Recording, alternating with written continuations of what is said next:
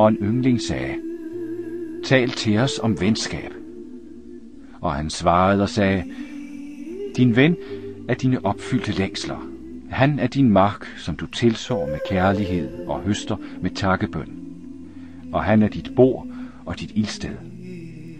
Til du kommer til ham med din hunger, og du opsøger ham for at finde fred. Når din ven siger sin mening, frygter du hverken din egen menings nej, eller tilbageholder dens ja. Og når han er tavs, ophører dit hjerte ikke at lytte til hans hjerte. Til i venskab bliver enhver tanke, et hvert ønske og enhver forventning født uden ord og delt med uudsagt glæde. Når du skilles fra din ven, bedrøves du ikke. Til det du elsker højst hos ham, kan være mere afklaret under hans fravær, ligesom bjerget fremtræder mere klart for bestigeren, når han betragter det fra lavlandet. Og lad der ikke være noget andet formål med venskab end åndens højnelse.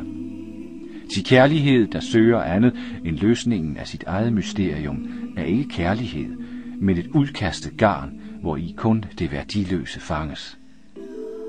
Og lad det bedste være for din ven. Dersom han må kende dine dages ebbe, lad ham da også kende deres flod.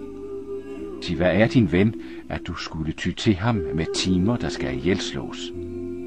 Ty altid til ham med timer, der skal leves. Til dit savn bør han udfylde, men ikke din tomhed. Og lad venskabet sødme rumme latter og fælles glæder. Til i de små tings dug finder hjertet sin fornyende morgen.